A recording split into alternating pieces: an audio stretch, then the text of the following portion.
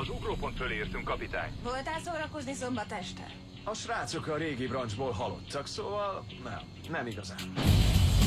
Ha elhívnád Kristent randira, nagyon valószínű, hogy igent mondana. Ezért nem hívom el. Szégyellős vagy félős? Elfoglalt! Volt rajta ejtőernyő? Nem volt rajta.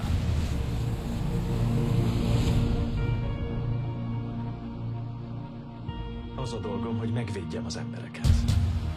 Kapitány, hogy jobb világot építsünk, néha földig kell rombolnunk a régit. Ezzel ellenségeket szerzünk.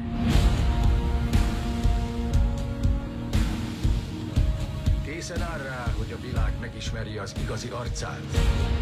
Nézzen ki az ablakon, tudja, mik a játék szabályok. Zűrzavar, háború. Egy lépés választ el ezektől. A fenyegetéseket azelőtt hárítjuk el, hogy megjelennének. Azt hittem, a büntetés csak a bűn után jön. A Shield olyannak látja a világot, amilyen. Nem olyannak, amilyennek szeretnénk. Ez nem szabadság, ez terror. Tartsa nyitva mind a két szemét. Mielőtt elkezdjük, szeretne kiszállni valaki?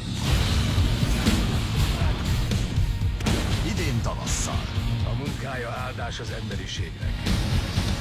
Átugrott egy évszázadot.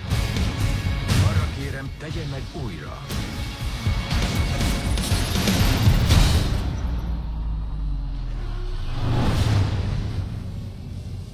Te jössz. Itt az idő.